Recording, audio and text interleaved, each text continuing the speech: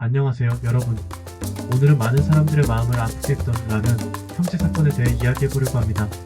이 사건은 2020년 9월 14일 인천 미추홀구 용현동에서 발생한 화재 사고로 결식아동이었던 형제 A군 당시 10세과 동생 B군 당시 8세의 큰 피해를 입은 사건입니다. 그 비극적인 날과 이후 밝혀진 진실, 그리고 그 후의 이야기를 함께 살펴보겠습니다. 1. 비극적인 화재 사고. 2020년 9월 14일 오전 11시 16분 인천 미추홀구 용현동의 한 빌라에서 화재가 발생했습니다. 이 빌라에는 형제 A군과 B군이 살고 있었고, 두 형제는 어머니가 집을 비운 사이 끼니를 해결하려다 화재를 당했습니다. 형 A군은 전신에 40%의 화상을 입었고, 동생 B군은 5%의 화상을 입었습니다. 동생은 사고 37일 만에 결국 숨지고 말았습니다. 초기 추정과 전국적인 관심 사건. 초기 소방당국은 형제가 라면을 끓여 먹으려다 화재가 발생한 것으로 추정했습니다. 이 소식이 전해지자 전국에서 형제를 돕겠다는 문의가 빗발쳤습니다.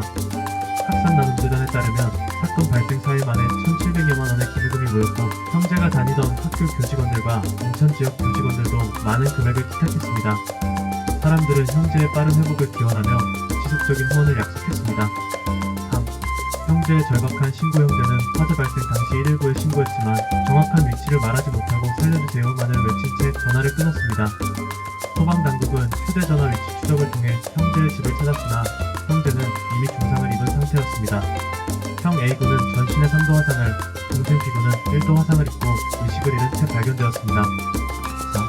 4. 어머니의 방임과 학대 조사 결과 형제의 어머니는 과거 여러 차례 방임과 학대로 경찰 등에 신고된 적이 있었습니다.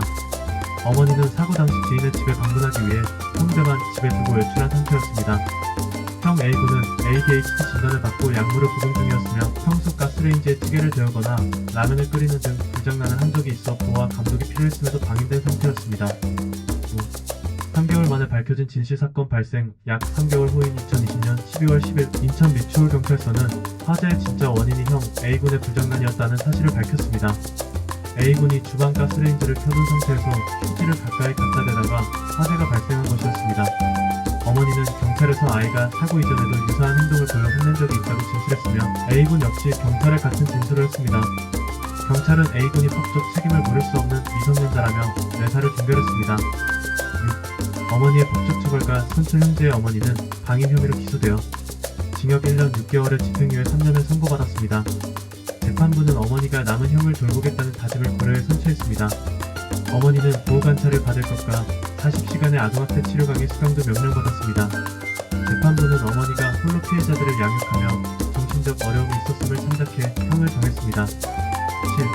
사회적 반향과 돌봄의 사각지대. 이 사건은 돌봄의 사각지대에 놓인 아이들의 현실을 다시 한번 일깨워주며 많은 이들에게 큰 충격과 슬픔을 안겼습니다.